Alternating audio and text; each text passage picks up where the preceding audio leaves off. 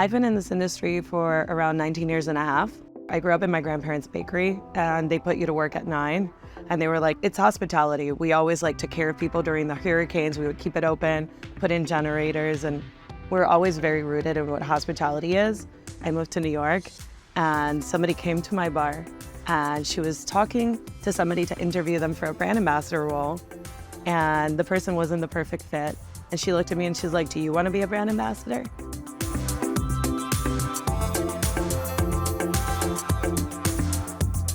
I believe that being a brand ambassador is not just doing activations and events. It's also about building community. It's about making sure that you bring people to the table, you make the table bigger, and that you make authentic relationships.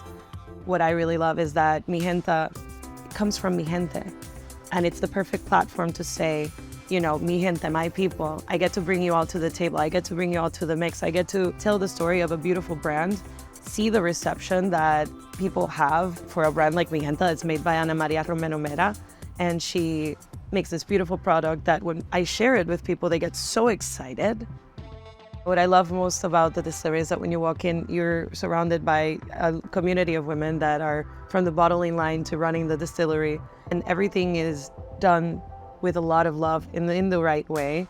We take the spent agave fibers, we take them to help make labels and the boxes that you see for Mijenta. So I think it's a testament to like paving a way and being a pioneer in this category of no-additive tequila that really represents what I think makes Mijenta really, really special in this category. We have a Blanco, and our Blanco to me is phenomenal because being no additive, it gives us the opportunity to taste the agave, how it comes. And you get to taste terroir, you get to taste the minerality of the soil through this. The reposado is gonna be aged 6 to 8 months. And the reason why we do that, it's no additive. So if Ana Maria says that at this time it was hotter months and the barrels gave a little bit more, then it's gonna be at 6 months. But if it's through colder months and it needs to be a little bit longer in the barrel to kind of like give the perfect profile, then it's gonna have to stay a little bit longer because we're not gonna rush it. We're gonna take our time. I think it's beautiful because you have 3 barrels. You have new and used French oak, new and used white oak, but you also have acacia, which is used mostly in wine country.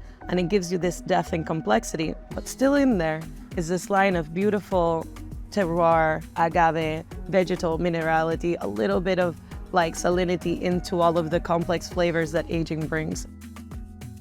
What really blew me away was when I tasted the añejo. The añejo was just this perfect proposition of something I've never tasted. I didn't know what to expect, right?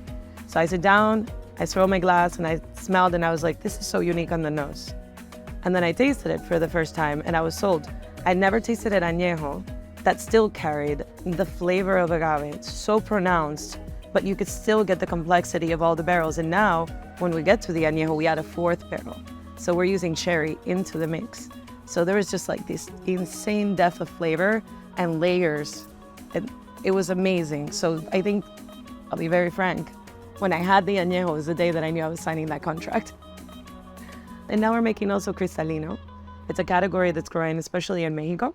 Since people like to drink Blanco tequila, Cristalino gives you like the opportunity to have the complexities of an aged tequila with the visuality of a Blanco.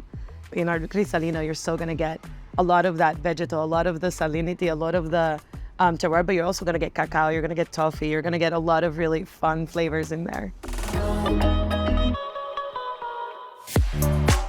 I think that there shouldn't be any rules for how you want to drink something. I don't think there's a wrong way of drinking it. I think that if you want to build a bridge for people to come into a different category, especially like from whiskey drinkers, bring them in with an old fashioned, use the reposado. I think that's also a good way to bring people into a different category where they're like, oh, I never drank tequila, but I like this one. And from there, you gain their trust, and then you can even bring them into a neat pour. But if you try to like put the boundaries, then boundaries are gonna keep people out. And what we want to do is bring people in to try our tequila. I came here as a cap for a cocktail apprentice program for Tales of the Cocktail, 2013. And Tales changed my career. Tales changed my perspective of what was possible in this industry, how far you can go. It's an opportunity to network, grow your network, meet people, ask questions, look at your idols, people that you respect, introduce yourself, ask them questions, questions that might help you grow and change the trajectory of your life. It was the biggest honor to be nominated at the Spirited Awards by a jury of the people that I most admire in this industry, to have your hard work recognized using a platform like Mijenta that lets me do what I want to do and do what I love, and that's getting recognized in a way I just feel honored.